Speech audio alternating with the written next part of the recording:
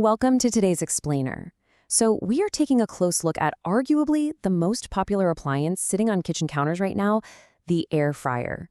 Now, if you've been relying on all those viral social media hacks to get by, it might just be time to hit pause. Today, we're actually going to explore the real food physics behind this machine, and we'll see exactly how we can use that science to improve food safety, boost flavor, and even extend the lifespan of your appliance. Okay. Here's our roadmap for today. 1. Not just a mini oven. 2. Prep, oil, foil, and moisture. 3. The physics of frying. 4. Time, temp, and altitude. 5. Maintenance, cleaning, and coating. And finally, 6. Answering air frying FAQs. Section 1. Not just a mini oven. Understanding the machine. Listen to this quote from our source material at Life Tips. It states, "Effective kitchen hacks are not viral shortcuts. They're evidence-based techniques grounded in food physics, thermodynamics, and material compatibility." Basically, if you want to get the absolute most out of this appliance, you have to stop treating it like a magic food box and start treating it like the precision scientific tool it actually is. To do that, we need to quickly understand the underlying mechanism here: forced air thermodynamics. Your air fryer uses a massive 1500 to 1800 watt heating element paired with a high RPM fan. We're talking 12,000 to 18,000 revolutions per minute. This violently circulates 300 to 400 degree Fahrenheit air through a very confined space. That rapid, turbulent airflow is exactly what causes intense surface dehydration, which gives you that beautiful, crispy Maillard reaction. It's all about forced air, not just radiant heat like a normal oven. And that brings up a really crucial point about safety. You are dealing with serious voltage and immense heat generation here. The manufacturer's manual strictly warns against placing the unit on cloth or directly under low-hanging cabinets that don't have heat insulation. If we're going to harness forced air thermodynamics in our kitchens, we absolutely have to start with a stable, heat-resistant surface and a healthy respect for the electrical risks. Section 2. Prep. Oil, foil, and moisture. Surprisingly, some of the absolute biggest errors happen before the food even goes in to cook. Let's talk about oil.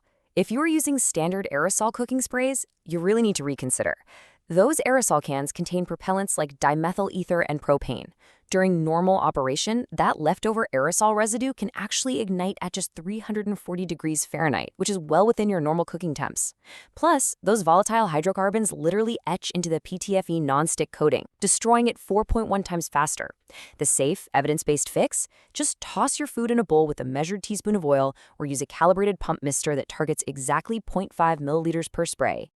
Then there's the great aluminum foil debate. Now, I know some sources point out that using foil makes cleanup a breeze and keeps marinades from dripping, but look at the physics from the lab data.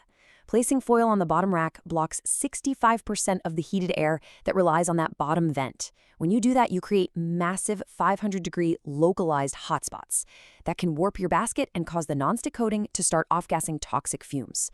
So if you want an easy cleanup, science dictates you should be using heavy-duty perforated parchment paper instead, just to maintain that crucial airflow. Take a look at this number, 3.8. If you put wet chicken thighs into your air fryer, they are going to take 3.8 times longer to reach a safe internal temperature of 165 degrees. Why? Well, moisture is the literal enemy of crispness. As the surface water evaporates, it acts like sweat. It actually cools down the surface of the basket. This drop in temp can even trigger false done signals in some of the smarter fryers on the market. You've got to pat your proteins and veggies completely dry with a paper towel before they go in. Section 3. The physics of frying. Overcrowding the basket is a huge flavor and safety issue. When you pack that basket full, you instantly drop the effective airflow velocity by 68%. And this isn't just about ending up with soggy French fries. Trapping steam between crowded chicken tenders creates a highly humid microclimate. And inside that pocket, dangerous bacteria like salmonella can actually survive the cooking process. So always follow the 2/3 rule. Never ever fill the basket more than 2/3 of the way up. And that builds right into 3 more critical dangers during the cook cycle. First up, never preheat an empty basket. The bare aluminum absorbs radiant heat unevenly, which causes thermal stress cracks that destroy your nonstick coating 3.2 times faster. Always put the food in first. Second, no metal tools. Metal conducts heat 200 times faster than air. So touching the side with metal tongs transfers 220-degree heat instantly to the tip, melting your PTFE coating right on contact. And third, you can never skip shaking the basket. Because this relies on directional forced air, the side facing the fan naturally cooks up to 37 degrees hotter. If you don't shake it every few minutes, half your food is going to be overcooked and the other half is a literal microbial risk. Section 4. Time, temp, and altitude. Now, if you happen to live in a high-altitude area, the physics fundamentally change. Higher elevation means lower atmospheric pressure, so convective heat transfer becomes way less efficient. Say you're cooking in Denver. You literally cannot follow the standard recipe on the back of the box. You have to increase the temperature by 15 degrees and the cook time by 18% just to achieve the exact same safe pathogen kill rates as someone at sea level. The math is pretty neat, actually. Add 3 degrees and 8% more time for every 1,000 feet of elevation. What about frozen foods? A massive mistake people make is thinking they just need to cook a frozen chicken breast longer. But ice crystals require extra energy, known as latent heat, just to melt before the food even starts to cook. If you only extend the time, your food is just lingering in the bacterial danger zone. The scientifically validated method here is to increase your temperature by 25 degrees Fahrenheit and then extend the cook time by 15 to 20%. Section 5. Maintenance, cleaning, and coating. Okay, here is the absolute golden rule of maintenance. Keep your air fryer out of the dishwasher. Dishwasher detergents contain high pH alkaline agents that actually swell the nonstick molecular chains and corrode the raw aluminum underneath. Instead, follow these 4 FDA-validated steps. Wait for the basket to cool down to under 140 degrees so you don't thermally shock the metal. Soak it with warm water and baking soda to neutralize any acidic food residues. Give it a gentle scrub with a soft brush. And finally, dry it completely. And proper cleaning is vital because of how that PTFE coating degrades over time. Between 6 and 12 months of abusive washing or high-heat aerosol spray use, you're going to start seeing fine white lines.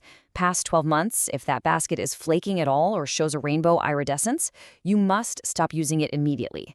The exposed metal underneath will oxidize and leach aluminum ions straight into your food, completely exceeding World Health Organization safety limits. You can actually test your coating at home. Just drip 3 drops of water onto a completely cool basket. If they beat up and roll around freely, you're safe. If the water just flattens out, I'm sorry, but your coating is gone. And here's one final maintenance tip that seems to catch everyone off guard. Don't store the basket inside the machine. If there's any residual humidity in your kitchen, trapping that moisture between the mixed metals of the basket and the main housing causes irreversible galvanic corrosion. So always store the basket separately, inverted, on a drying rack. Section 6. Answering air frying FAQs. First question up, why does cooking bacon always set off the smoke alarm? Well, it's simple chemistry. Animal fat aerosolizes and turns into smoke at exactly 392 degrees Fahrenheit. So if you're using a default 400 degrees setting, you're guaranteed to fill your kitchen with smoke. The easy solution? Use the 3-2-1 rule. Put in a maximum of 3 slices, set the temp strictly to 375 degrees to stay under the smoke point, cook for 2 minutes per side, and let it rest for 1 minute. Problem solved. Next FAQ, does air frying destroy nutrients? Actually, no. Because of the incredibly short cook times, air frying preserves 12 to 18% more vitamin C and antioxidants compared to roasting in a regular oven. But there is a catch. That rapid, turbulent airflow absolutely obliterates the folate in leafy greens. So if you're making something like kale chips, do not fry them for more than 3 minutes, or honestly, just vary your cooking methods and steam them instead. All right, let's do a final quickfire round. Can you reheat rice? Don't do it. An air fryer takes 3.4 times longer than a microwave to heat the dense core of rice, which gives a huge window for dangerous Bacillus cereus spores to multiply. Stick to the microwave for that one. Second, why are your fries always greasy? It's because the internal temperature didn't hit 190 degrees. Unless a potato hits 190 inside, the starches don't gelatinize and the surface just acts like a sponge for the oil. And finally, if you are baking a cake, keep in mind the fan forces the batter to rise way too fast. Always drop standard recipe temperatures by 25 degrees and the time by 20%. So, I want to leave you with a question to ponder. Are you still treating your air fryer like a novelty appliance, or are you finally ready to wield it as a precision scientific tool? By ditching those viral shortcuts and embracing the real food physics, you're not just making crispier food, you're reducing your risk of illness, you're saving massive amounts of energy, and you're truly mastering the science of cooking. Thanks so much for watching this explainer, and keep on learning.